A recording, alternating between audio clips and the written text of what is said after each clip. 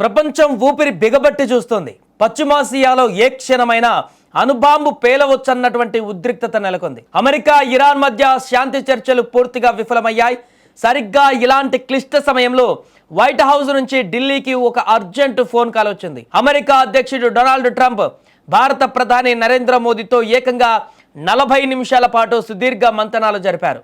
పశ్చిమాసియాలో పరిస్థితులు, హార్మూజ్ జలసంధిని తెరవడం గురించి చర్చించామని సాక్షాత్తు ప్రధాని మోదీనే స్వయంగా ప్రకటించారు. అసలు ఇరాన్తో యుద్ధానికి కాలు దువ్వుతున్న ట్రంప్కు సడన్గా మోదీ ఎందుకు గుర్తుకు వచ్చారు? అమెరికా ఏమైనా భారత సాయం ఆరాటపడుతుందా? దీని వెనుక ఉన్నటువంటి అసలు మాస్టర్ ప్లాన్ ఏంటి? ఈ 40 నిమిషాల ఫోన్ కాల్లో ఎక్కువగా వినిపించిన పేరు హార్మూజ్ జలసంధి. పర్షియన్ గల్ఫ్కు అరేబియా సముద్రానికి మధ్య ఉన్న సన్నని మార్గం ఇది. ప్రపంచంలోని మొత్తం చమురు రవాణాలో 20% ఇక్కడి నుంచే జరుగుతుంది.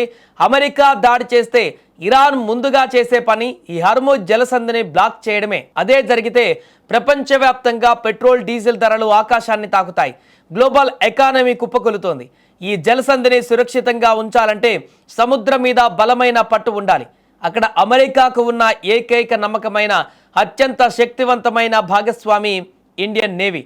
అందుకే ఆ సముద్ర మార్గంలో భారత నావికాదళం గస్తీ పెంచాలని ట్రంప్ పరోక్షంగా మోదీని కోరినట్లుగా విశ్లేషకులు భావిస్తున్నారు.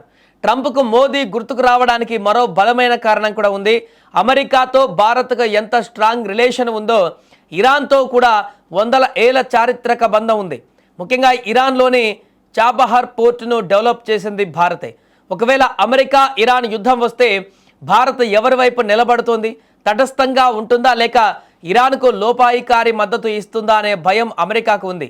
అమెరికా ఫస్ట్ అనే సిద్ధాంతాన్ని నమ్మే ట్రంప్ ఈ యుద్ధంలో భారత్ తమకు వ్యతిరేకంగా వెళ్లకుండా ముందే మోదీని కట్టడి చేసి లేదా తమ వైపు తిప్పుకునేటువంటి ప్రయత్నంలో భాగమే ఈ ఫోన్ కాల్ అని దౌత్య నిపుణులు చెబుతున్న మాట.